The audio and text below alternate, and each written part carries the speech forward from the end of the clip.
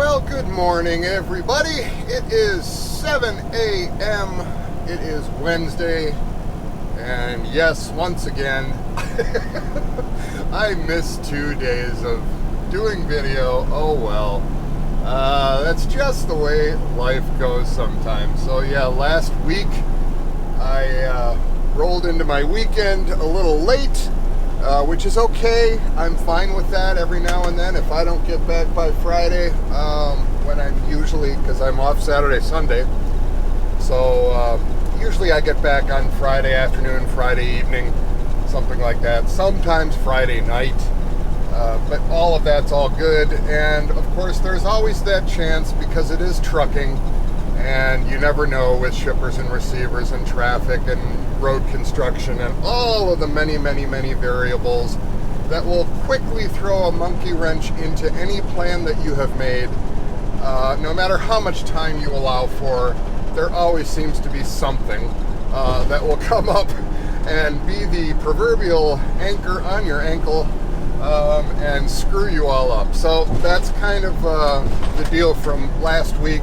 Not that anything was screwed up, it wasn't, but it was a pretty aggressive plan that my dispatcher and I had put together, and we did it realizing that, well, there's probably about a 50-50 chance that I would be able to make it back with enough hours on Friday, and the other 50% of flip side of that coin would be I would be shutting down at the shipper in Dowagiac, Michigan, which is exactly what I did. And luckily, that's a very good customer, very nice facility. It's in the middle of nowhere, Michigan. It's in the middle of all the fruit fields, and actually quite a nice place to shut down for the night. Nice and quiet, nobody to bug you. So I did not mind. Came in on Saturday morning, shut down, and went home. So no big deal. And the added miles for doing that plan, it added close to 1,000 miles onto my week to do the routing that made that happen. So I'm fine with that. If I have to sleep one more night in the truck and spend a couple few hours in the morning driving home, I'm okay with that. That's fine. What's not so fine though is that when I got just sitting in front of the computer over the weekend, when I start processing videos, because I just don't have time during the week when I'm driving, because I'm just one of those drivers that once my clock starts, I am work. I'm kind of a machine that way, slightly robotic. Maybe it's just my heritage, but I don't know. I just get into this zone, and it's like this inner competition that I have in my own little psyche. And it's not in a negative way. It's not like I'm driving myself into the ground. It's just I just have this drive to maximize the efficiency of what I'm doing, and I kind of have this attitude of well, okay, if I'm going to spend 5 days a week in a truck driving and then 2 days at home, since most of the trucking world stays out 1, 2, 3, 4 weeks or more at a time, at least in the over-the-road and regional world. If I'm going to do that, well, then I want those 5 days to be as productive as they could possibly be. So I run probably a little bit harder than the person that, goes out for a month at a time. Well, and oftentimes they run on recaps and all of that stuff, but that, that's a whole nother discussion. But suffice it to say that I like to try to use every single ounce of my clock and drive as much as I possibly can. Going with the old adage that if the wheels aren't turning, you are not earning. And that is a very true statement. If you're ever going to make money in trucking, that truck better be rolling. Because every time it isn't, you're not making money. So, that said, I tend to either burn my 11 or burn my 14 every single day, whichever comes up first. And I am very happy with this company, in that this is probably, I think, the first company that I've worked for in trucking that I am burning my 11 before I'm burning my 14. And what that means for all of you non-truck drivers is that means that the hours that I have available to either work in terms of driving the truck, or work in terms of being on duty and not driving, like loading, unloading, waiting at shippers, all of that kind of stuff. That means that I am burning my entire drive clock of 11 hours before that 14-hour clock ever becomes an issue. That means I'm doing mostly driving. So all of that other stuff that comes along with trucking, all of that waiting, all of that, being on duty but waiting, and all of these things that you get stuck doing, trailer washouts, sweeping out trailers, dropping and hooking trailers, moving trailers to get at the trailer you need. I mean, all these different things that you do, all these delays at customers, getting loaded, getting offloaded, being stuck at a shipper or receiver for 2, 3, 4 hours or more sometimes. All of that bullshit that truck drivers have to do, that generally speaking they do not get paid for. I'm finding very, very, very little of that type of work in this job with this company, which is phenomenal. These guys are super efficient. They are keeping me rolling, and that is keeping me happy. As a driver, I can't ask more than that. Give me good equipment, give me good customers, give me good support, give me a lot of time driving and not so much time sitting around, and give me support. Answer questions, pick up the phone, that type of thing. These guys have been stellar so far. I really have to say, absolutely 100% fantastic. Best I've had, actually. Every single time I have had to use the phone to call somebody, literally one ring, and that phone is answered. One ring. I'm not kidding. I don't think I've ever heard that phone ring twice, calling either my dispatcher or anybody else in the company. It's a well-oiled machine, and I as ex-Navy and somebody who spent years in the air cargo logistics industry, where time was money and everything was rush, and everything was quote-unquote airline speed. That was an industry where absolute precision was the norm. And, so that's kind of how I am, and that's how I like to be in an organization that runs like that. And this is the first trucking job I've had where they are actually on the ball like that, and I really am appreciating that. So, anyway, my morning rambling. Could you tell I had an extra cup of coffee? We are coming back from, where the hell were we? Sullivan, Missouri, which is just a little bit down south of St. Louis. We took a load from a customer in West Chicago, and we took that down to that Menards DC in Sullivan, Missouri. We are now heading up from there with a loaded trailer from Sullivan, Missouri, Menards DC, to a Menards store location in Springfield, Illinois. And so we are on the venerable I-55 heading north, the Chicago to St. Louis highway. And this is the one that Route 66, the famous Route 66, became I-55. And over there on our left, actually, I see a little spot of the former wonderful highway, Route 66. It is off to our left. It still exists. As a matter of fact, when I exited the highway on I-44 down there in Sullivan, south of St. Louis, I exited onto a frontage road where the DC is located, and that frontage road was Route 66. It was the originally Route 66. It's now a frontage road in that spot. So I can officially say that I have now driven a semi-truck on Route 66. So hey, how about that? Get your kicks on Route 66. Boy, am I dating myself. So a lot of you young people are probably like, what the hell is he babbling about? If you don't know what it is, look it up online. Google is your friend. Look up Route 66 and you will see it is a a point in our country's history where the road trip, the American road trip, the great American road trip, reached its heyday in the 50s, and that was the transcontinental highway of the United States. Actually, almost. It started in Chicago and ran out to the West Coast.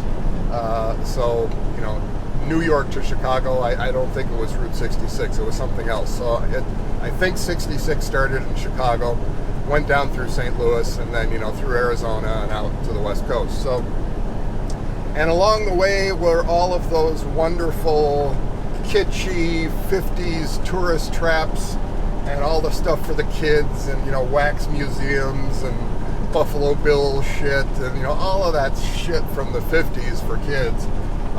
That was all along Route 66, among a lot of other more adult-themed things. So, anyway, I digress. We are heading up to Springfield. Where we go from there, let's see. We are going from there, we're going empty over to Terre Haute, Indiana. We've got a live load there, which is kind of rare.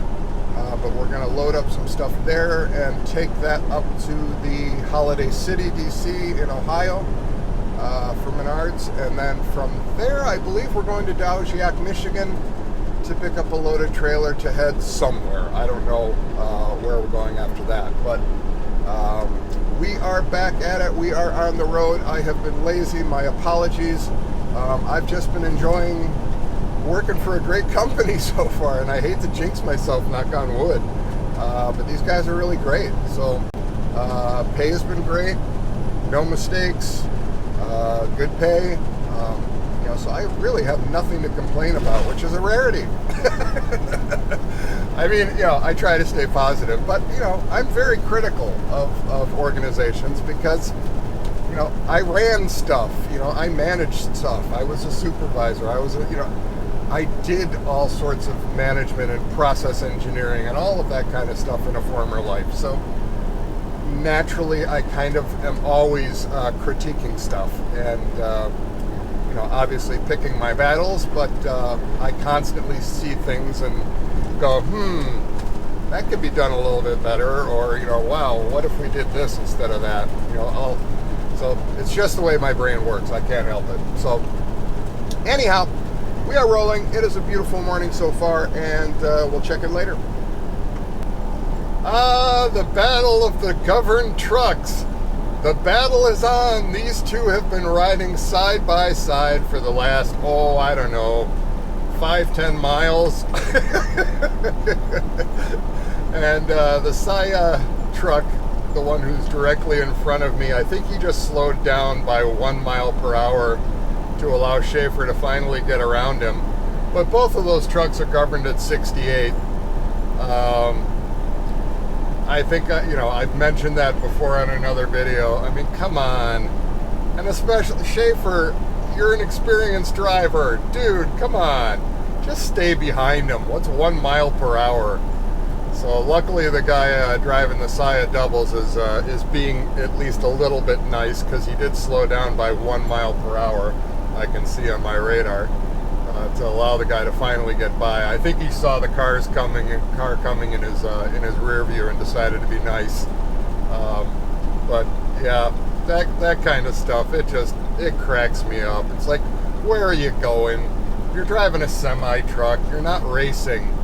You know, I mean, that 1 mile per hour. It's like, dude, come on. I mean, I set my cruise, I can do 70 in this truck. And on a road like this, I set it at 70. And I've been behind both of these guys for a good long time, because you know what? 68 is just fine. I don't need to go blowing by everybody. Now, if I have nobody in front of me, the truck will roll at 70. That's great. But I'm not passing somebody unless they're doing, like, I don't know, 66 maybe, or under. Then I'll swing out and I'll go around them. But I mean, other than that, if somebody's doing 68, 69, and I'm governed at 70, I'm just going to go 68 or 69. I mean, why block up the highway? Why add stress to your day? I mean, it's stressful having to pass people constantly. So, I don't know. It makes no sense to me. Yeah, so here we are about 2-3 minutes later. I'm rolling behind Schaefer, and that Saya truck that he so desperately wanted to pass, as soon as he was pretty much in front of him and ready to swing over, Saya exited. So all of that was pretty much for nothing. He should have just stayed where the hell he was and been done with it, right? So anyway, I'm rolling behind him now. He's doing 68. I'm governed at 70. I've even got 3 lanes. Am I going to go around him? I could. Am I going to? Probably not. I mean, you know, I'm happy to just to cruise along at 68. I mean, why? I don't know. Anyway, another little thing from this morning. I spent the night in a nice little rest stop in southern Illinois, around the Edwardsville area. Very nice, very quiet. And there were actually a few spaces open. Even I pulled in there at like 9:30 at night, so it was a little bit of a nail biter. I was wondering if I was going to get a spot or if I was going to have to do one of those on-ramp deals. But thankfully, I had a spot. I was nice and safe. And this morning, I just ran in to use the restroom, and as I got out of my truck to run in, there was a truck parked next to me, an older Freightliner. I want to say a Coronado or something, or maybe even a Century. I can't remember which exactly, but an older truck. And it had that the exhaust out the top, you know, so it didn't have the floor or the ground exhaust. It had the actual pipe going up and exhausting out towards the roof of the cab. And as is frequently the case when you have that style of exhaust on a truck, that exhaust runs kind of up the back corner of the cab, and then there's plastic aerodynamic wind protectors that kind of wrap around it. So that whole exhaust pipe and its heat shield are kind of nestled into that corner of the back corner of the cab. And somewhere along the way, he obviously had driven through some trees or a wooded area or something, but somehow a big-ass branch had managed to work its way down between his exhaust stack and the cab and fairing of the truck. And it was wedged in there pretty good, and it was a pretty good-sized branch, and it had like really twisted its way down in there. And a lot of, like, you know, it's one of those branches that had a lot of limbs coming off of it, a lot of stems, a lot of twigs and stuff, and a lot of leaves, and they were all dried. And it looked like he must have just picked that up shortly before he parked, because I didn't see it, you know, any signs of burning or scorching or something like that. But, you know, that exhaust system certainly gets hot enough to ignite that on fire.